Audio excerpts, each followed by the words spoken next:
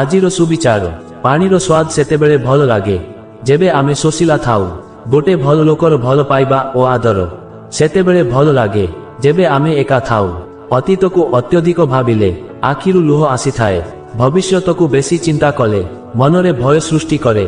ବର୍ତ୍ତମାନକୁ ହସି ହସି ଉପଭୋଗ କଲେ ଜୀବନ ସୁନ୍ଦର ହୋଇଥାଏ। এই ଦୁନିଆ ବଡ଼ ଅଜୀବ। ସାହାଯ୍ୟ କରିଥିବା ଲୋକଟିକୁ ସମସ୍ତେ ଭୁଲି ଯାଆନ୍ତି, କିନ୍ତୁ ସାହାଯ୍ୟ ପାଇଁ ମନା କରି ଦେଇଥିବା ଲୋକକୁ ସମସ୍ତେ ମନେ ରଖିଥାନ୍ତି।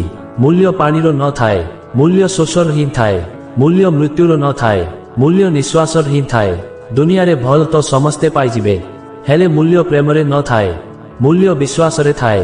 ମନେ ରଖନ୍ତୁ, ଜୀବନରେ ସୁଖ ଶାନ୍ତି ପାଇବାକୁ ହେଲେ ଦୁଇଟି ଶକ୍ତିର ନିହାତି ଆବଶ୍ୟକ।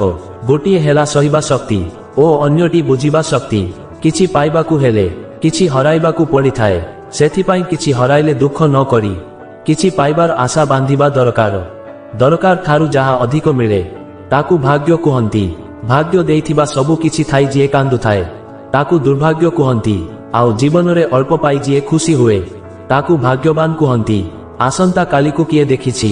ତେବେ ଆସନ୍ତା କାଲିର ଅପେକ୍ଷା କ'ଣ ପାଇଁ କରିବା? ଯାହା କରିବାର ଅଛି ଏବେଠାରୁ ହିଁ ଆରମ୍ଭ କରିବା।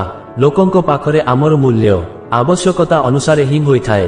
ଠିକ୍ ଯେପରି ଶୀତ ଦିନେ ଯେଉଁ ସୂର୍ଯ୍ୟଙ୍କୁ ଅପେକ୍ଷା କରାଯାଇଥାଏ ଆଉ ଖରାଦିନେ ସେହି ସୂର୍ଯ୍ୟଙ୍କୁ ତିରସ୍କାର କରାଯାଏ। ଯେମିତି ମନର ଭାବନା ରଖିବ ସେମିତି କର୍ମ ହୋଇ ଚାଲିବ। ତେଣୁ ସବୁବେଳେ ନିଜ ଭାବନାକୁ ସକାରାତ୍ମକ ରଖନ୍ତୁ। ସେବା ସମସ୍ତଙ୍କର କର, କିନ୍ତୁ ଆଶା କାହାଠାରୁ ମଧ୍ୟ ରଖ ନାହିଁ। କାରଣ ସେବାର ପ୍ରକୃତ ମୂଲ୍ୟ କେବଳ ଭଗବାନ ହିଁ ଦେଇପାରିବେ, ମନୁଷ୍ୟ ନୁହେଁ। ଦୁନିଆରେ ସେହି ଲୋକଙ୍କୁ ଅଧିକ ଦୁଃଖ ମିଳେ ଯିଏ ସମସ୍ତଙ୍କୁ ନିଜର ବୋଲି ଭାବେ। କାହିଁକି ନା ତୁମକୁ ବୁଝେଇବା ମଣିଷ ତ ବହୁତ ମିଳିବେ, କିନ୍ତୁ ତୁମକୁ ବୁଝିବା ମଣିଷ ଖୁବ୍ କମ୍ ମିଳିବେ। ଅସୁବିଧାରେ ପଡ଼ିଲା ପରେ ଲୋକଙ୍କୁ ଗୃହ ଦୋଷ, ବାସ୍ତୁ ଦୋଷ, ପିତୃ ଦୋଷ, ଶନି ଦୋଷ ଇତ୍ୟାଦି ଦେଖାଯାଏ, କିନ୍ତୁ ନିଜେ କରିଥିବା ଦୋଷ ଗୁଡ଼ିକ ଦେଖାଯାଏ ନାହିଁ। ଆଜି ପାଇଁ ଏତିକି। ଲାଇକ୍ ସେୟାର କରିବେ। ଜୟ ଜଗନ୍ନାଥ।